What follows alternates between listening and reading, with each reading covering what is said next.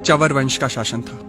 चवर वंश के राजाओं ने अफगानी हमलावरों का जमकर मुकाबला किया था। इसलिए दिल्ली का सुल्तान सिकंदर लोधी चवर वंश से नफरत करता था। उन दिनों चवर वंश के राजगुरु संत रविदास बहुत प्रसिद्ध थे।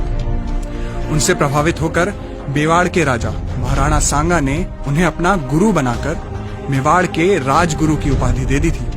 संत रविदास की बढ़ती प्रसिद्धि को देखकर सिकंदर लोधी ने सदना कसाई को संत रविदास के पास भेजा और कहा कि कैसे भी रविदास को मुस्लिम बनाओ। सदना कसाई ने जाकर रविदास से बहस की, पर उस बहस में वो हार गया और उनका शिष्य बन गया। इस घटना के बाद सिकंदर लोधी और अधिक चिढ़ गया। उसने संत रविदास और उनके अनेक अनुयायियों को बंदी बना लिया।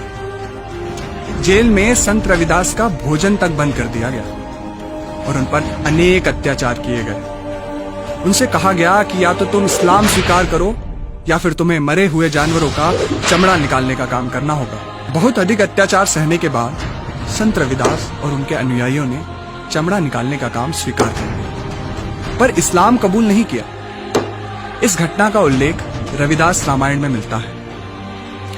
भारत में चमड़ा वर्जित था, परंतु इस्लामिक आक्रमणों के बाद यहाँ पर चमड़े पर काम करने वाले मजदूरों की जरूरत बहुत बढ़ गई। गांवों में लोगों पर यह दबाव बनाया जाने लगा कि या तो तुम इस्लाम स्वीकार करो या फिर मरे हुए जानवरों का चमड़ा निकालने का काम करो। इंग्लैंड के विद्वान प्रोफेसर शेरिंग ने अपनी किताब हिंदू ट्राइब्स एंड कास्ट में यह लिखा है, भारत में नीची जाति का कहलाने वाले ये लोग कोई और नहीं, वे वीर हैं जिन्होंने इस्लाम कबूल नहीं किया।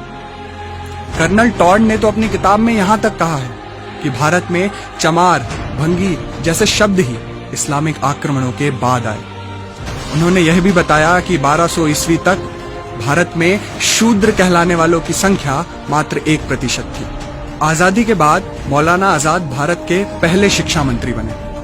उन्होंने जानबूझकर इन तथ्यों को इतिहास की किताबों से गायब करवा दिया ताकि देश में जातिवाद बढ़ता रहे और इसका फायदा कांग्रेस को चुनावों में मिलता रहे। जिन लोगों को हम नीची जाति का कहते हैं, वे लोग इस देश के पहले सत्याग्रही थे। संत रविदास ने उनका नेतृत्व किया था।